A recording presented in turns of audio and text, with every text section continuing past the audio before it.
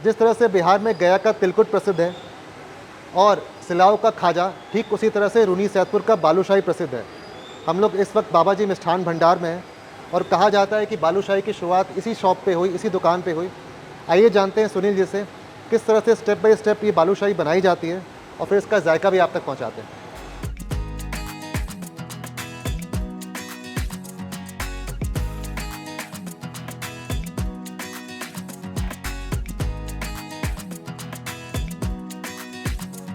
आपको बताइए कैसे बालूशाही स्टेप बाय स्टेप बनाया जाता है। पहले शुरुआत होता है, देहात से दूध आ रहा है। दूध आने के बाद दूध उबाला जाता है। उबालने के बाद छेना फटता है। छेना फाटने के बाद वहाँ छेना के पानी को निकाल कर पानी दिया जाता है छेना ठंडा करने के लिए। जब छेना बिल्कुल ठंडा हो जाता है तो उसको उठाकर कपड़ा में तो सारा पानी निकाल कर लाते छेना के यहाँ वजन करते हैं। वजन करने के बाद वो 10 किलो छेना में मुश्किल से वही 500 से 600 ग्राम सूजी, वही मात्रा के हिसाब से चीनी पड़ता है। जब छेना मिलता है उस समय सूजी चीनी डाल के इसको मथा जाता है। मथने के बाद वही गोली काट कर गोली किया जाता है।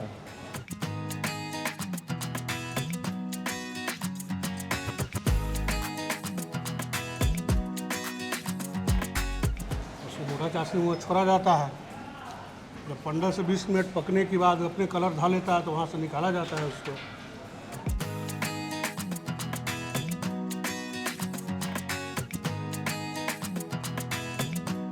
तो इसमें कोई फूड कलर नहीं है कुछ भी? जी नहीं, हल्का कलर है। हल्का फूड कलर डाले हैं।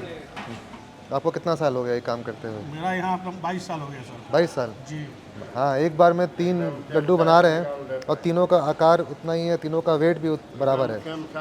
थोड़ा 19 हो जाता है सर। हाँ। थोड़ा हल्का 19 हो जाता है।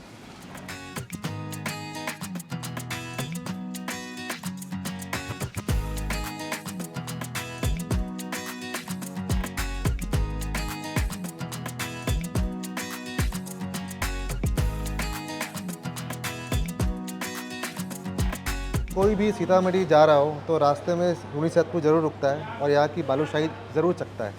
और रूनी सैदपुर की पहचान है ये बालूशाही, है कि नहीं? हाँ बिल्कुल। और हम तो बचपन में मतलब मेरे पापा जब भी सीतामढ़ी जाते थे तो हमेशा बालूशाही लेके आते थे।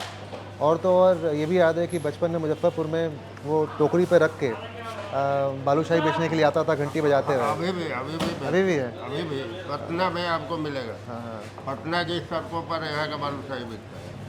और ये जो दुकान है बाबा जी मिष्ठान भंडार, वो 1951 से यहाँ पे है और 3rd जनरेशन शॉप है ये। तीसरी पीढ़ी इसको चला रही है अभी। मेरी जो बालूशाही से यादें जुड़ी हुई है उसमें जो बालूशाही का रंग होता था वो ब्राउन कलर का होता था। ये थोड़ा सा ऑरेंजिश है। हल्का ब्राउन तो है ही। हल्का मतलब नारंगी रंग का हल्का सा है। इसको चंपाई कलर बोलते हैं। हाँ, चंपाई, ये चंपाई रंग है। देहात में इसको चंपाई बोलते हैं। चंपाई कलर चंपाई है। और इस मिठाई की खास बात यह है कि ये लगभग 1 हफ्ता चल जाता है, ख़राब नहीं होता। हाँ, 1 हफ्ता कम से कम चलेगा, ज़्यादा भी चलता है। जाड़े में तो 15 दिन में भी ख़राब नहीं है। और ज़्यादा महंगा भी नहीं है, मतलब 150 से 200 रुपये किलो में आपको 15-20 पीस मिल जाता है। 120 रुपये केजी भी बिकता है।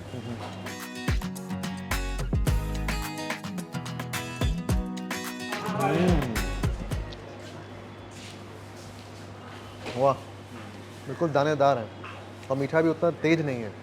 हाँ, इसमें सूजी भी डाला गया है, वो थोड़ा बाइंडिंग का काम करता है थोड़ा, और इससे दरदरापन भी आता है।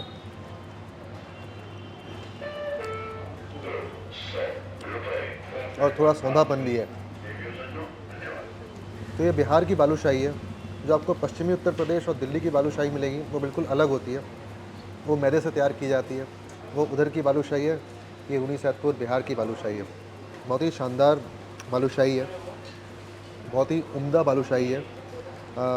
ऊपर से हल्का सा ये जो टेक्सचर है थोड़ा सा हार्ड है, अंदर से बिल्कुल मुलायम। और इसका जो टेक्सचर है ना बिल्कुल खीर मोहन से मिलता जुलता है। तो यहाँ पे शादी ब्याह जो भी कुछ होता होगा उसमें होता होगा बालूशाही? हाँ, रहता है। जनरली एक आइटम मैंने नाश्ते में, बारात के नाश्ते में या तिलक कल्याण में नाश्ते में तो एक आइटम निश्चित रूप से रहता है। मैंने रूनी गांव हो गया आपको पूरा दक्षिण तरफ, और ये प्रॉपर सैदपुर हुआ, लेकिन दोनों का नाम ज्वाइंट बना हुआ है। रूनी अलग है, लेकिन ये सैदपुर ही कहा था। हम लोग बचपन से ही सुनते ही आ रहे हैं कि रूनी सैदपुर का बालूशाही। सैदपुर भी बोलता है लोग, इसको सैदपुर भी बोलता है। और ये मुजफ्फरपुर 0 माइल से लगभग 30 किलोमीटर की दूरी पे है। हाँ 30 किलोमीटर। सीतामढ़ी मैंने NH 77 पर है ये, NH 77 पर मुजफ्फरपुर सीतामढ़ी रूट में। मुजफ्फरपुर से 30 किलोमीटर और सीतामढ़ी से 22 किलोमीटर के बीच में ही मतलब बसा हुआ है। सर आपका नाम क्या है? मेरा तरुण कुमार। ये जो आपकी दुकान है प्रभात मिष्ठान, ये कब से है? सर ये मेरे दादाजी ने 1962 में इसको डाला था, बहुत छोटे स्तर पर। उसके बाद में फिर पिताजी ने उसको संभाला और अब मैं हूँ। और यहाँ पे कितनी दुकानें होंगी बालूशाही की? सर छोटी बड़ी दुकानें मिला के तो 100 से ज़्यादा है, और बहुत सारे हैं जो दुकान भी नहीं है, वो मतलब सीधे कहीं से परचेज किए, घर में जैसे बालूशाही बनाए और चौक पर आके जैसे रेहड़ी पटरी वाले होते हैं तो उस टाइप से वो लोग सेल करते हैं। अच्छी दुकानें यहाँ 7 से 8 हैं, जहाँ आपको अच्छी क्वालिटी की बालूशाही लगभग सबके यहाँ एवरेज मिल जाएगी, थोड़ा टेस्ट इधर होगा। इसको अभी तक GI टैग नहीं मिला है? नहीं, GI टैग के लिए हम लोग प्रोसेस में हैं, और हम लोग की रूनी सैदपुर बालूशाही सहकारी समिति करके एक बनी है जो नाबार्ड के तहत है, और नाबार्ड हम लोग के लिए इसका केस लड़ रहा है, क्योंकि एक सिस्टम होता है GI टैग में कि आपको हाई कोर्ट में इसका इलाहाबाद में फाइल करना होता है। तो नाबार्ड इलाहाबाद में हाई कोर्ट में फाइल किया है और उसमें प्रोसेस में है। सरकार भी चाह रही है कि इसको GI टैग मिले, तो अब देखिए जल्द से जल्द मिल जाए। इसमें काफ़ी सारी मीटिंग्स भी हुई हम लोग। मेरे को मिलना चाहिए। गया के तिलकुट को मिला है, और गया के तिलकुट को मिला है, सिलाव खाजा को मिला है, मखान को है, अपने दरभंगा का मखान को मिला है, मुजफ्फरपुर का शाही लीची। जी शाही लीची, और उसके बाद इसी का नंबर है। तो बस उसी में हम लोग वेट में है कि कब मिल जाए, तो उससे क्या हो जाएगा, थोड़ा पैकेजिंग में सुविधा मिल जाएगी, सरकार से फंडिंग मिल जाएगी, तो फायदा मिलेगा। हम जो बताए थे, जो बचपन में खाते थे, वो सूखा तो होता था। पहले क्या होता था सर, ठोंगे में पैक होता था, कागज़ का ठोंगा चलता था, तो उसमें न पॉलिथीन थी न कुछ था, सीधे ठोंगे में लपेट के दे दिया जाता था। तो बना के, और सेल भी नहीं थी, तो बना के उसको ड्राई करके छोड़ दिया जाता था। सूखा होने से एक सबसे बड़ी खासियत है कि इसका लाइफ बढ़ता है। हम रस में छोड़ेंगे तो 3 से 4 दिन में ये खराब हो जाएगी। उसको हम ड्राई कर देंगे तो 1 हफ्ते से, ठंड में तो 10 दिन टिक जाएगी सर, बिना फ्रिज के। तो उस समय क्या था कि लोग पूरा छान देते थे, आज बनाए कल मॉर्निंग उसको पूरा ड्राई कर दिया, ताकि पैकेजिंग में भी आसानी हो, ले जाने में भी आसानी हो, और उनके यहाँ टिके भी, क्योंकि ज़रूरी नहीं कि आज बनाए तो कल ख़त्म नहीं हो। कब जायका लेते हैं? टेस्ट लीजिए। ये मुझे बहुत अच्छा लगता है जब हलवाई अपनी मिठाई खा रहा हो, मतलब मिठाई शुद्ध है। हम खाते हैं, हम नॉर्मली, हमको मीठा बहुत पसंद है।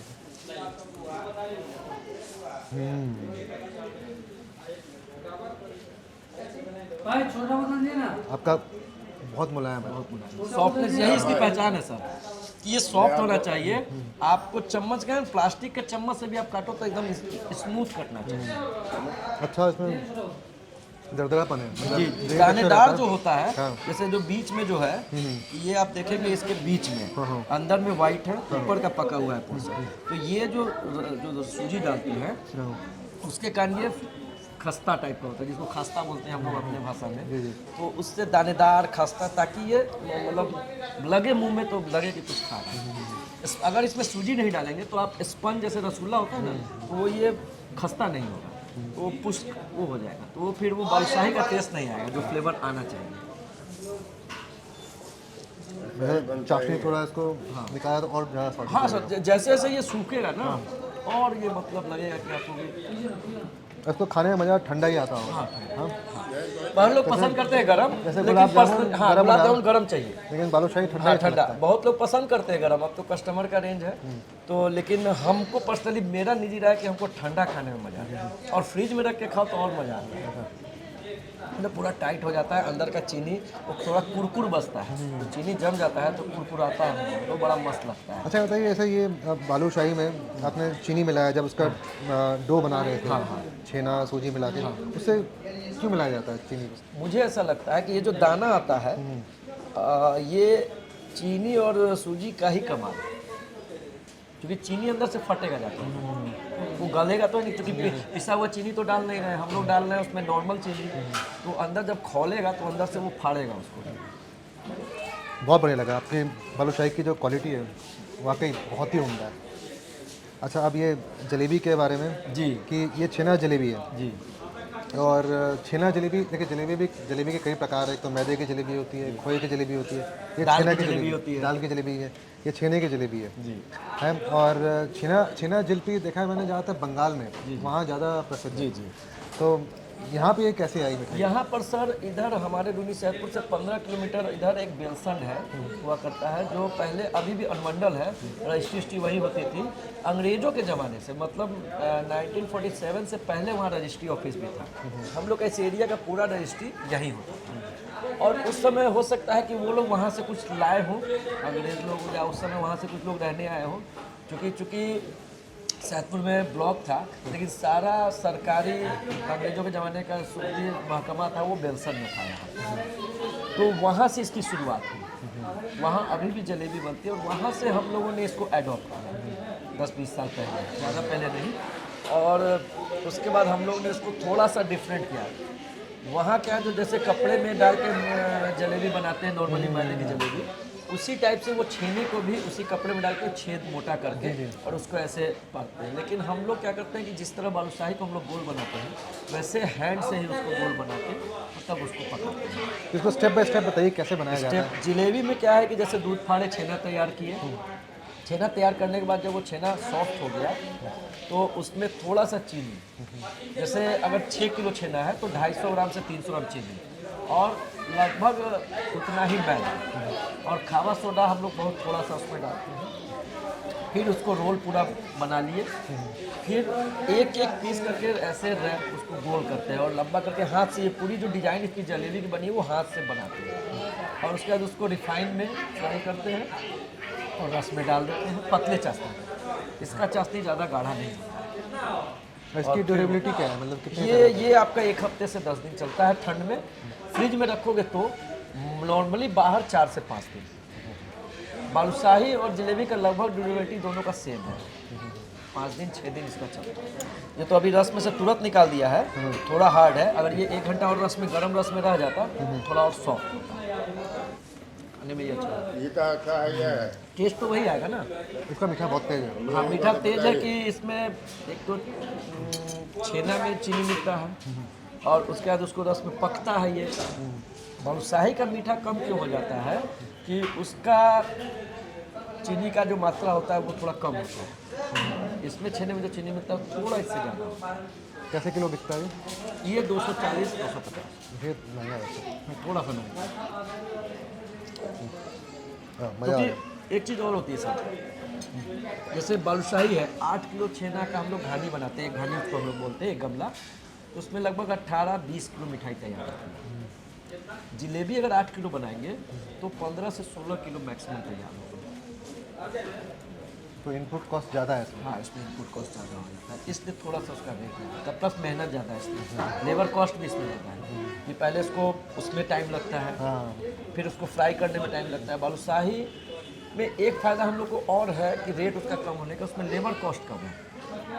1 घंटे में अगर हम 50 किलो बालूशाही तैयार करते हैं तो 1 घंटे में जलेबी या गुलाब जामुन 10 किलो तैयार होता है। तो ये भी एक अंतर मायने रखता है। अच्छा, एक बात आप और बता रहे थे कि ये जो चौकोर शेप का भी आता है। हाँ हाँ, सेम उसका मेथड सेम है। बालूशाही में एक मतलब एक हम लोग जो जानते हैं, पापा लोग जो बताते हैं और या जो, कि जितना बड़ा साइज बनाओगे उसका उतना टेस्ट अच्छा होगा। तो इसका एक मेथड है कि जैसे उसको बड़ा साइज बनाएंगे तो उसको पकने में टाइम लगेगा, तो जितना देर पकने में टाइम लगेगा उतना क्वालिटी उसका बेहतर होगा। तो जैसे ये बालूशाही आप किलो में 18 से 19 पीस चलती है, जो स्क्वायर शेप बोलते हैं वो हम लोग मैदे के गांजा से ही उसको अडॉप्ट किए हैं। शेप सेम वैसा ही रहता है स्क्वायर में, लेकिन वो बड़ा साइज होता है, किलो में 10 पीस आता है, ये साइज होता है उसका। तो उसके कारण होता है कि उसकी क्वालिटी और शायद बढ़ जाती है खोलते खोलते। तो एक ये हो सकता है। दूसरा, उसमें थोड़ा सा सूजी का मात्रा और कम है, इससे कम, क्योंकि फेट में वो बड़ा साइज होता है तो भड़कने का डर ना हो, तो उसको थोड़ा कंट्रोल में बनाना पड़ता है। वो ज़्यादा बन भी नहीं पाता है। जो सबसे छेना जैसे दूध लाते हैं तो थोड़ा छेना कोई गीला हो गया फाड़ने क्रम में, बालूशाही हर छेने का बन जाएगा, गीला भी हो टाइट भी हो चल जाएगा। उसका छेना एकदम परफेक्ट होना चाहिए, नॉर्मल, हल्का ठंडा, मतलब ज़्यादा ठंडा भी नहीं और सॉफ्ट, तभी वो बन पाएगा। और एक एक आदमी कितना बालूशाही खा जाता है? अब तो सर बहुत कम हो गया, इधर 2 3 4 5 सालों में ये 2 पीस 4 पीस पर आ गया है। अच्छा। लेकिन पहले जैसे रजिस्ट्री आपको हम बताएं तो रजिस्ट्री करा के लोग आता था तो 5 आदमी 10 आदमी आता था, भैया 5 किलो तौल दो, आराम से बैठ के आधा किलो 1 किलो आराम से एक बंदा खाता। और अभी भी कोई पुराने जैसे लोग आते हैं वो पचा लेते हैं। और दीपेंद्र जी, रसगुल्ला बना है ना आज? क्या 2 पीस भेजवाइए तो सर को कम से कम रसगुल्ला भी टेस्ट कराएं। मैं आपका बहुत बहुत धन्यवाद, आपने बहुत ही विस्तृत जानकारी दी हमें बालूशाही के बारे में। आप आए हैं तो अब ये हमारा सौभाग्य है। मैं आपका पैशन दिखता है आपके काम के हाँ प्रति। जी, मैं कानपुर से पढ़ा हुआ हूँ और मुझे लगा कि नहीं, जब ये एक सीरीज चल रही है तो मुझे इसमें साथ देना चाहिए। और सबसे होता है जैसे हमारे दादाजी के 5 बेटे थे, उन्होंने उस समय भी दुकान खोली जब 5 बेटे और 5 बेटियां थी, तब भी उन्होंने पापा के नाम से ही दुकान खोली। प्रभात केविन उस समय नाम हुआ करता था 1962 में। तो मुझे लगा कि दादाजी ने कुछ सोचा होगा तभी ना, उनके 10 बेटे हैं, मतलब 10 बच्चे हैं, 10 में से क्यों पापा का ही नाम उन्होंने सोचा। अब तो सिंगल फैमिली होती, सब अलग अलग चले गए, उस समय तो जॉइंट फैमिली थी। तो मुझे लगा कि नहीं, कुछ तो बात है। और फिर सही बात है कि ये फेमस है तो हम फेमस हैं, बिल्कुल। बालूशाही के कारण हम हैं। ये ये आप खाइए, ये हमारा रसगुल्ला है, ये ठंडा होगा तो और स्पंज होगा। अच्छा, यही कहते हैं मतलब जितना नहीं। अपने शेप में वापस आ जाए उतना मतलब प्योर नहीं छेना नहीं, है? ऐसा कुछ नहीं है, कुछ नहीं है सर? ऐसा कुछ नहीं है। वो बेकिंग पाउडर से भी लोग ले आते हैं। अच्छा। होता क्या है कि जैसे बहुत जगह स्पंज तो होता है, लेकिन वो आप खाओगे तो कड़ा लगेगा, मतलब वो जैसे हम लोग देहाती में कहते हैं कि चिमड़ापन होता है। तो उसमें क्या आता है कि उसमें बेकिंग पाउडर बहुत लोग जगह डालते हैं, या बहुत जगह शुद्ध दूध नहीं पहुँचता। शहरों में तो अक्सर क्रीम काटिए के दूध पहुँचता है। हाँ, हमको पता चला, एक कभी गांव में गए हुए थे हाँ। तो बता रहे थे कि बिहार में मिल्क पाउडर का बहुत खपत है, नहीं, ये भी शुरू हो गया है कि मिल्क पाउडर से मिल्क बनाते हैं हाँ, और उससे फिर मिठाइयाँ बनती हैं। मिठाई बनती है। तो वो जो मिल्क पाउडर से खपत है ना, तो उसमें अब जो छोटे दुकानदार हैं जिनके यहाँ ज़्यादा कुछ ऐसा है नहीं, तो वो लोग क्या करते हैं कि ये कॉस्टली, आप डायरेक्ट दूध ले रहे हैं तो थोड़ा कॉस्टली पड़ता है। क्वालिटी मेंटेन करने के लिए कॉस्ट तो बेयर करना ही होगा, तो वो वहाँ कॉस्ट बचाने के लिए ये सॉफ्ट होना चाहिए। वाह। सबसे बड़ी बात ये आपको रबड़ नहीं लगना चाहिए मुंह में खाने पर, ये खस्ता भी हो जाए। हम लोग स्पंज को उतना पर्सनली हम लोग हैं जो बताते हैं, तो हम स्पंज को उतना तवज्जो नहीं देते हैं जितना सॉफ्टनेस को, कि आप खाओ सॉफ्ट हो, मेहनत नहीं करना पड़े खाने में, तो मज़ा आता है। और स्पंज हो पूरा, वो नहीं कहते देहात में ट्रैक्टर का चक्का चढ़ जाओ तो तैयो फूटे के न चाहिए, मतलब इतना मतलब इतना स्पंजी होना चाहिए कि आप उसको पूरा दबा दो तो वो फूटा चाहिए। तो उसको हम तवज्जो नहीं देते हैं, क्योंकि गाय के दूध से बनाते हैं। कभी कभी क्या होता है कि छेना जैसे कॉन्शियस नहीं रहा स्टाफ, छेना थोड़ा ज़्यादा टाइट ले लिया तो स्पंज नहीं होगा, लेकिन उससे ये नहीं है कि उसकी क्वालिटी, उसकी स्वाद खराब हो जाएगी। हाँ, आप ये कहोगे कि आप पुश करोगे वो उठेगा नहीं, फूट जाएगा, लेकिन स्वाद वही रहेगा।